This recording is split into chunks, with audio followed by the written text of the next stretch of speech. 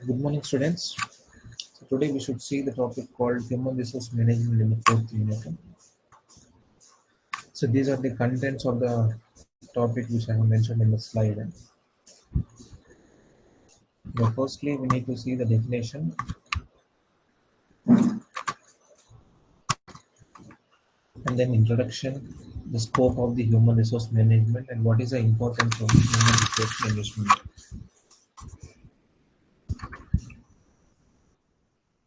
So this is the definition of the human resource management, clearly mentioned in the slide. So this can be defined as employing people, developing their resources, and utilizing, maintaining, and compensating their services in tune with the job and organizational requirements.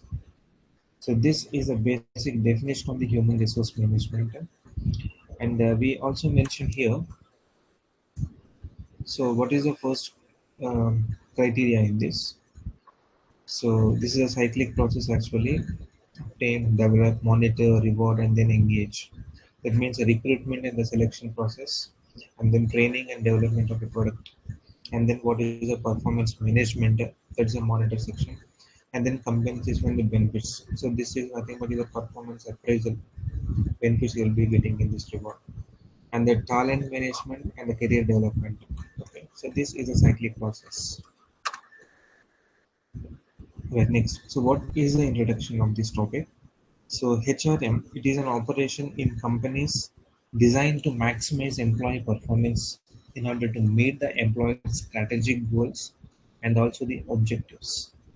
So more precisely, the human resource management focuses on management of the people within companies, emphasizing on policies and the systems. So in short, we can also say HRM, it is a process of recruiting, selecting employees, providing proper orientation and induction, imparting proper training and developing skills. And it also includes employee assessment like performance appraisal, as we already seen in the previous slide. Okay, that will come under the rewards section.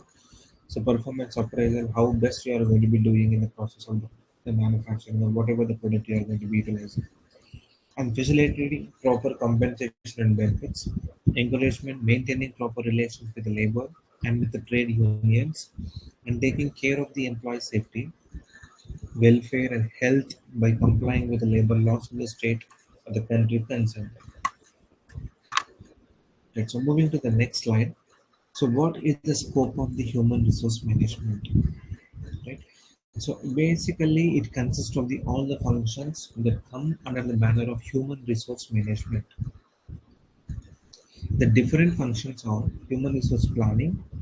So basically, it is a process by which a company identifies how many positions are vacant and whether the company has excess stock or the shortage of stock, and subsequently, they deals with the need of the extent of the shortages.